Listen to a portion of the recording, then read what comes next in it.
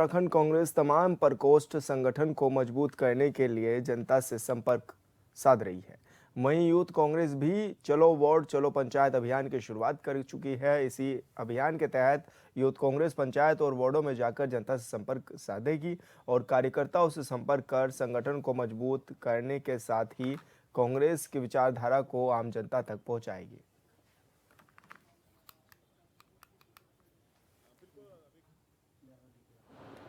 जो युवा कांग्रेस के पदाधिकारी हैं, विधानसभा स्तर के पदाधिकारी हैं, जिला स्तर के पदाधिकारी हैं, वो लोग पंचायत में जाएंगे, वार्ड में जाएंगे और वार्ड में नुक्कड़ सभा, इसमें कई तरह के प्रोग्राम। हमने शक्ति क्लब एक कार्यक्रम लॉन्च किया। शक्ति क्लब में वो महिलाओं को एक हमने क्लब बनाया, शक्ति क्लब, जिसके तहत हमने महिलाओं को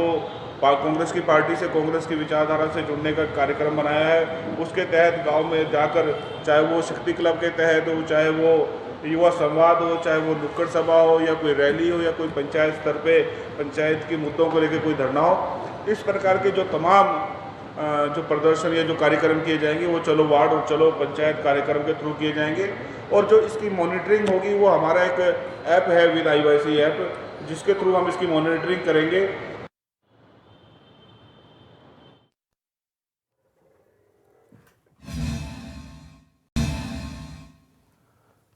और संवाददाता हिमांशु गौड़ हमारे साथ लाइव जुड़ गए हैं। हिमांशु, क्या कुछ जानकारी मिल रही है, किस तरह के अभियान चला रही है कांग्रेस अब आने वाले समय में, ताकि जनता कांग्रेस के साथ जुड़ सके? बिल्कुल विशाल, क्योंकि भाजपा का जिस प्रकार से व्यापक सदस्यता अभियान चला था और उसके बाद कांग्रेस भी कहीं ना कहीं अपने संगठन को मजबूती प्रदान करने के लिए तमाम तरीके की रणनीतियां अब अपना रही है। चाहे बूथ स्तर पर हो, चलो वार्ड चलो पंचायत अभियान अब यूथ कांग्रेस द्वारा शुरू किया गया है। इस अभियान के तहत कांग्रेस के जो तमाम, चाहे जिला स्तर के कार्यकर्ता हो, विधानसभा स्तर के कार्यकर्ता हों, क्षेत्र स्तर के कार्यकर्ता हों, वो अब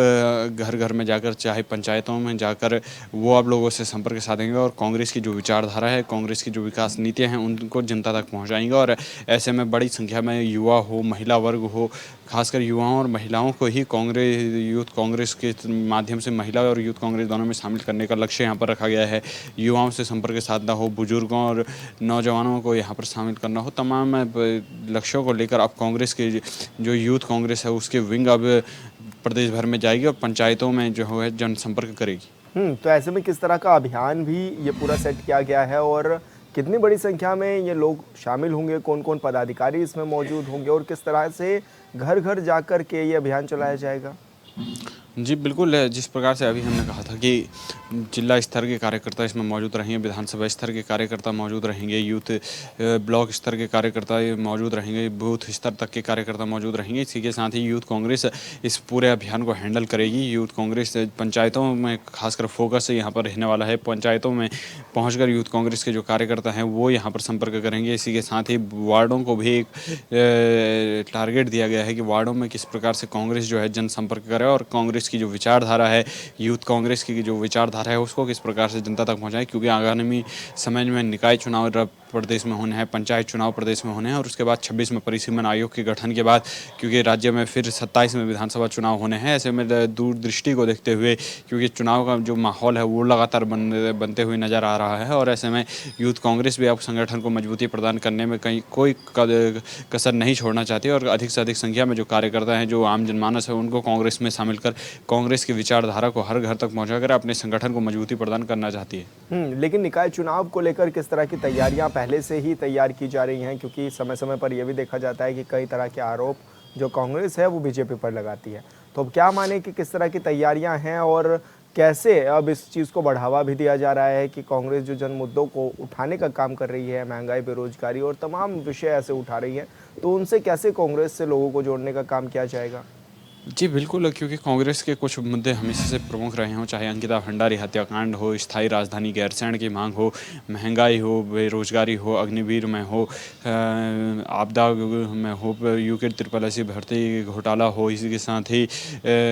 NH के घोटाले हों, PMGSY के घोटाले हो, जल जीवन मिशन में जो घोटाले हो, तमाम ऐसे आरोप जो है कांग्रेस हर समय विपक्ष सत्ता पक्ष पर लगाती है और उन्हीं मुद्दों को लेकर कांग्रेस अब जनता के बीच में जा रही है और उन मुद्दों को लेकर कि भाजपा की जो भाजपा सरकार की जो कुनीतियाँ हैं उनके विरोध में कांग्रेस कहीं ना कहीं जनता से संपर्क साधेगी और उन्हीं बातों को जनता के सम्मुख रखकर कहीं ना कहीं अपने संगठन को मजबूती प्रदान करने की कोशिश यहाँ पर जरूर करेगी। तो ये वार्ड चलो पंचायत चलो का जो अभियान चलाया जा रहा है, इसको जिस तरह से यूथ कांग्रेस मनाने जा रही है, तो क्या इसमें जो प्रदेश अध्यक्ष हैं करण मारा या फिर कह सकते हैं कि जो दिग्गज नेता हैं कांग्रेस के, क्या वो भी शामिल होंगे इस अभियान में? वो भी इस तरह के अभियान को करते हुए नजर आएंगे? जी बिल्कुल विशाल, क्योंकि कहीं ना कहीं कांग्रेस के जो तमाम दिग्गज नेता हैं, हालांकि कांग्रेस की गुटबाजी, आंतरिक गुटबाजी जो है वो किसी से छुपी नहीं है। तमाम गुटों के लोग अपने अपने स्तर पर जो है अभियान चलाते हैं, लेकिन कहीं ना कहीं एक उम्मीद जरूर की जा सकती है क्योंकि यूथ ने इस पहल को शुरू किया है, यूथ कांग्रेस ने इस पहल को शुरू किया है, तो कहीं ना कहीं निश्चित रूप से आने वाले समय में जो कांग्रेस के दिग्गज नेता हैं वो भी इसमें शामिल दिख सकते हैं, चाहे पूर्व मुख्यमंत्री हरीश रावत हो, नेता प्रतिपक्ष यशपाल आर्य हो, कांग्रेस प्रदेश अध्यक्ष करण मेहरा हो, तमाम ऐसे नेता जो है उनका सहयोग जरूर इसमें मिल सकता है क्योंकि खासकर यूथ कांग्रेस ने पहली बार इस तरीके का कोई अभियान यूथ कांग्रेस व्यापक स्तर पर पूरे प्रदेश भर में चलाने जा रही है, तो निश्चित रूप से कहीं ना कहीं उम्मीद की जा सकती है कि जो तमाम दिग्गज नेता हैं उनका सहयोग मिले। तो अब क्या माने कि किस तरह से बड़े स्तर पर, ये व्यापक स्तर पर चलाया जाएगा ये अभियान, और ऐसे में आने वाले समय में, क्योंकि कांग्रेस जहां हमने देखा था कि एक बार बैकफुट पर जरूर गई और ऐसे में उपचुनाव के बाद 2 सीटें जीतने के बाद बूस्टअप मिला और अब हाल फिलहाल में केदारनाथ सीट पर भी उपचुनाव है, तो क्या माने अब बूस्टअप मिलता हुआ भी नजर आ रहा है कांग्रेस को? जी बिल्कुल, जिस प्रकार से मंगलौर और केदारनाथ विधानसभा में उपचुनाव हुए थे उसके बाद कांग्रेस लगातार अपने आप को बूस्टअप करने की कोशिश यहाँ पर कर रही है, संगठन को मजबूती प्रदान करने की बात कर रही है, युवाओं में और कार्यकर्ताओं में अपने जोश भरने की बात कर रही है। उसी को लेकर तमाम, चाहे महिला कांग्रेस ने भी हाल ही में सदस्यता अभियान चलाया था, कांग्रेस की केदार प्रतिष्ठा यात्रा हो, अंकिता भंडारी हत्याकांड के मामले में लगातार कांग्रेस हमलावर है, महंगाई है, बेरोजगारी है, इन मामलों को लेकर कहीं ना कांग्रेस हमलावर है और भाजपा का जो सदस्यता अभियान चला था उसको लेकर भी कांग्रेस लगातार हमलावर थी। ऐसे में निश्चित रूप से ये माना जा सकता है कि कांग्रेस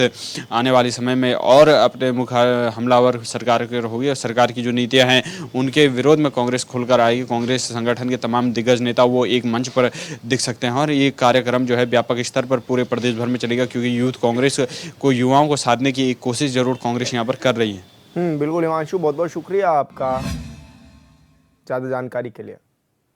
और ये भी देखा जा रहा है कि राज्य स्तरीय खेल अब आयोजन होने जा रहे हैं और ऐसे में तमाम तैयारियां भी जोरों शोरों से चल रही हैं। लोहाघाट में भी जीआईसी खेल मैदान में चल रही राज्य स्तरीय फुटबॉल प्रतियोगिता को देखने के लिए स्टेडियम दर्शकों से खचाखच भरा हुआ नजर आ रहा है।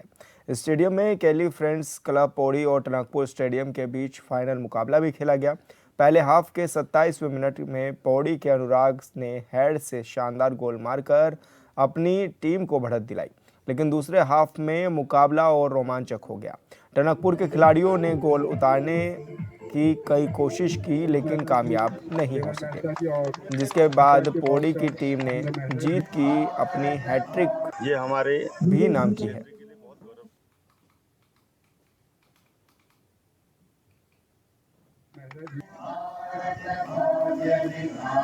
ये हमारे क्षेत्र के लिए बहुत गौरव की बात है। लोगों के जनसहयोग से ही हम इस आयोजन को करने में सफल हुए हैं और जिसमें हमारे सबसे पहले मैं धन्यवाद आप लोगों का भी देना चाहता हूँ, मीडिया का देना चाहता हूँ। समस्त प्रिंट मीडिया, इलेक्ट्रॉनिक मीडिया, सब लोगों का सहयोग मिला है, इसमें जन सहयोग मिला है और जनता का अपार सहयोग मिला है हमको। और बाहर की टीमें हमारे क्षेत्र का बहुत नाम लेके गई हैं, जिन्होंने हमको तारीफ में इतने शब्द कहें कि हम भी जो आज गौरवान्वित होते हैं कि हमें जन सहयोग इतना मिला है और पब्लिक का सपोर्ट इतना मिला है, हम उनके तो हमेशा ही आभारी रहेंगे। इस खेले में यहाँ पर जो भी फुटबॉल प्रेमी थे उनका बहुत बहुत दिल की गहराई से बहुत बहुत धन्यवाद अदा करना चाहता हूँ कि हमारे एक समय में हमारी विरासत थी लोहाघाट की, फुटबॉल के मतलब बहुत प्रसिद्धि इसने हासिल की थी और ये काफ़ी समय से लुप्त हो गए। यहाँ पर अभी हमारे कमेटी के जो हमारे फुटबॉल संघ के जिलाध्यक्ष श्रीमान ब्रजेश मेहरा जी और अन्य टीम के द्वारा ये सराहनीय प्रयास किया गया है क्योंकि ये क्षेत्र की इससे शान जुड़ी हुई आज ये अंतर जनपदीय राज्य स्तरीय फुटबॉल हो रही है और हमारे इस क्षेत्र की शान जुड़ी हुई है क्योंकि हमें इन प्रतिभाओं को या हमारे युवाओं को जो एक तरफ नशे की ओर जा रहे हैं उनको इस दिशा में लाने का एक सार्थक प्रयास किया जा रहा है। टिहरी और उत्तरकाशी के अधिकारियों की लापरवाही से सोंग गांव के छात्रों को का जो भविष्य है वो खतरे में नजर आ रहा है। दरअसल गांव के युवा सरकारी कागजात न बन पाने की वजह से नौकरी के लिए अप्लाई नहीं कर पा रहे हैं। वहीं गांव की युवतियां भी गौरा देवी धन योजना से मिलने वाली आर्थिक सहायता से वंचित हैं। ग्रामीणों का कहना है कि दोनों जिलों के अधिकारी केवल आश्वासन दे रहे हैं लेकिन काम नहीं कर रहे हैं।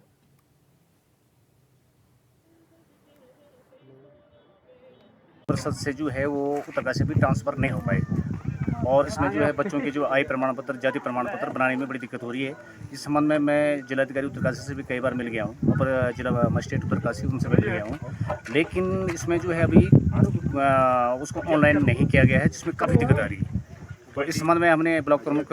डुंडा जी का भी आगमन सौंधी में कराया और काफ़ी लोग साथ में थे। हमारे एसोसिएशन प्रधान जी, अध्यक्ष जी, काफ़ी लोग थे, लेकिन अभी तक नहीं हो पा रहा है। इसलिए जो है पूरी ग्राम पंचायत के लोग थोड़ा दुविधा में हैं। जो है हमारा गांव को जो है उत्तरकाशी डिस्ट्रिक्ट में जो सम्मिलित किया गया तब से जो है हम लोगों को बहुत ज़्यादा परेशानी हो रही है। जैसे कि हम आजकल जो है गौरा देवी योजना चल रही है, तो जितनी भी बालिकाओं ने यहाँ से इंटर किया है उनका जो है अभी तक आय प्रमाण पत्र नहीं बन पा रहा है। जब मैंने खुद जो है SDM प्रतापनगर से बात करी थी तो वो साफ स्पष्ट मना कर रहे कि नहीं, आपका जो है सारे कागजात जो है उत्तरकाशी डिस्ट्रिक्ट में चलेगी, तो आप लोग जो है वहाँ से अपने कागज बनाएं। तो उत्तरकाशी भी पूरे कागज़ हमारे नहीं पहुंचाए, ऑनलाइन नहीं हो पाए, तो इसलिए जो है भारी दिक्कतों का सामना करना पड़ रहा ग्राम पंचायत को। और मैं आपके माध्यम से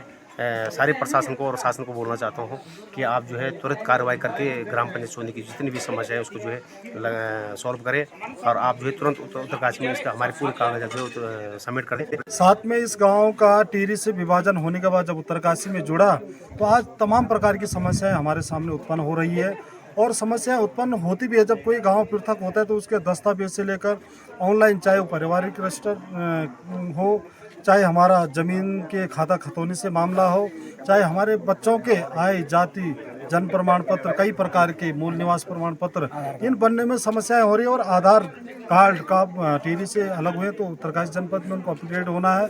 इन सब समस्याओं को हमने आज पब्लिक के बीच में सुना, इस ग्राम पंचायत के पंचायत चौक में सुना है।